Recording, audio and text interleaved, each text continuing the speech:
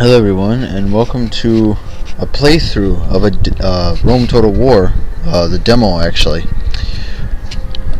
Yeah, I just decided to play this just to kind of test my actual skills with this game. So yeah, we're going to be doing the tutorial because I do not want to get my ass handed to me because I ignored it. You know, a lot of people ignore the freaking tutorial and that's how they get their asses handed to them. Sad but true, which is also a Metallica song, which makes it epic.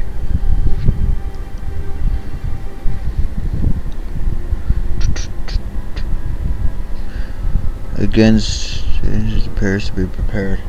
Yep, that is true. Because if you are not prepared, you will die. Trusted centurion and military advisor to your family. I will watch your actions on the battlefield and show you how to command magnificent armies and crush your enemies for the glory of Rome. As you enter a battlefield, your view starts by facing to the north with armies deploying according to the locations they occupy. The beginning part of this doesn't really tell you much other than stuff about certain armies popping up from certain areas, which I really don't care about. It's like your army appeared here, your army came, or their army came from here, their army came from. It's like, yeah, whatever. I don't really care about army placement. It's the actual combat I'm worried about. That's apparently part of the Senate. While they are in the tutorial, I don't actually think they're in the actual campaign.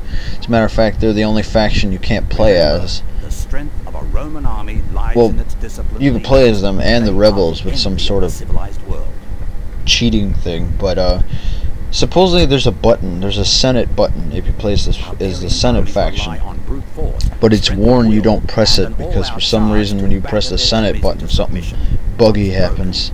I don't know what it is, but something bad happens if you press it. It's an exclusive button only for the Senate, but what I'm questioning is, why is there a Senate button if the player was not actually supposed to be playing as them? It's almost like a little hidden Easter egg right there. Because you know you're not supposed to play as the Senate, but yet there's a Senate button.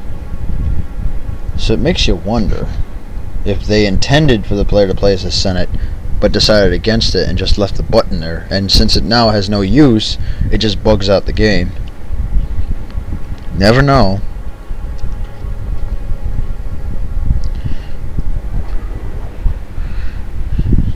And the guy in front forgot to throw his spear. It looks like there's Pila. has summoned the will to engage just yet. And right now they're just throwing javelins at each other. Show you how easy it is to command armies like these. This is your general, Gaius Julius, your faction leader on the campaign. And here we are. In the field. We are the red guys, Julii to be more specific. Courage give both strength and morale to the soldiers around him. I actually like red. It's my favorite color. There goes my frickin' Skype. If you saw that little orange in the corner. By pushing your mouse cursor to the edges of the screen, or left click on the ground, and then use your left or right cursor keys to rotate. That's how you turn the camera. It's kind of weird. I don't like using the, I don't like scrolling with the mouse. I'd rather use my keypad or a keyboard. Ugh. Whee! Let's see. Just messing around with the camera, just making sure I'm used to it. If there's anything that breaks a game for me, is a game that the camera doesn't cooperate with me. But this camera looks pretty good. I just need to get used to it so I don't get screwed. When you're ready, right-click on the area of the battlefield indicated. You may need to use your camera controls to view. Okay, we will head over there then. Oh, let me just tell you now, from what I do know, morale is a big thing, and your general is one of them that actually feeds the morale. If your general goes down, you might as well bust out the lube, because you are screwed up the ass.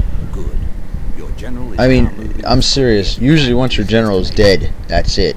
Your army is done. They'll mostly all just panic and run away, and that's no good. We are here at the imaginary circle. Now what? I bet all these Romans are like, where the hell are these circles coming from? Our maneuvering has attracted the attention of the enemy cavalry, and they're coming this way. How convenient that there was cavalry right there. And they just suddenly noticed us from all the way over there. This is what we get for having giant red banners waving in the sky. We get spotted easier. Quick! To the imaginary circle! What, sir? Just move. I mean, really, it's like they're probably all confused, like, what the hell were all these imaginary circles coming from? Being drawn freaking on the ground by, I don't know, something. And now here we get to see a cool feature, the charge. I love watching my men charge into people. Here's the cavalry. But because we have spears, they're going to take quite a bit of damage if they attack us from the front.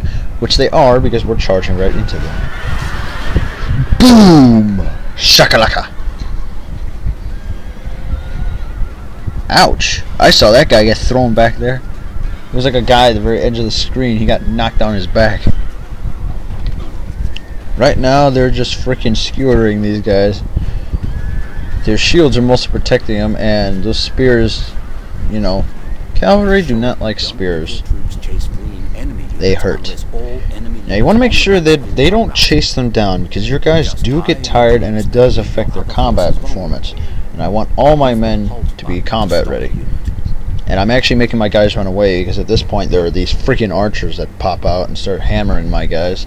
And I want to make sure I get as far away as possible. Now select your general. Quick! Target the imaginary circle!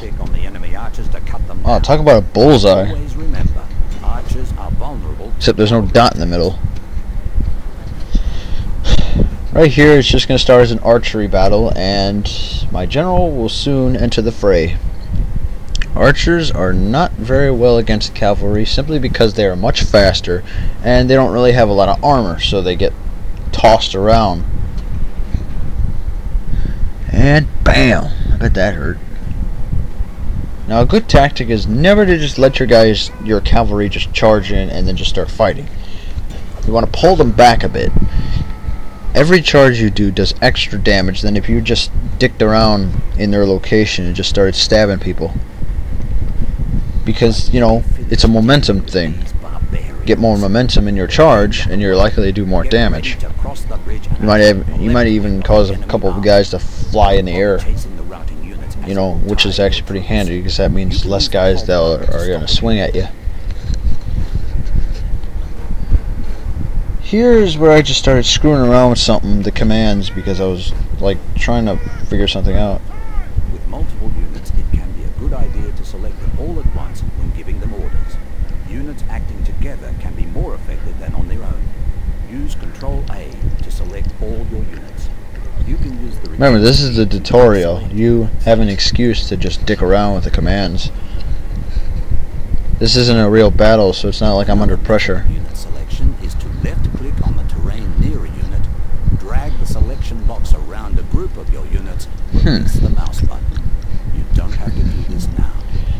Yeah, you can tell who your general is because you see those flags? Well, he's the only one that's like shaped like a square. This makes it a little bit easier to figure out where your general is. Because you get a lot of men in one squadron, so it's hard to tell where your guys are. Yes, he's the only guy in the game that actually has a different skin to him in terms of like cavalry and junk. But still, you need to be able to tell where he is. So he's got his own little flag. Everyone else is like, I don't know, oval shaped or something like it. His is actually square. To continue, you must left-click on the play button. Holy crap! Is it 9 minutes already? Shit. Well, as my guys move, I probably should wrap this video up. So, yeah. Sorry, I had to stretch.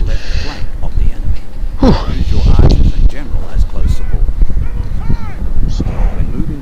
Yep. I will see you in part 2. Well, see you then, folks.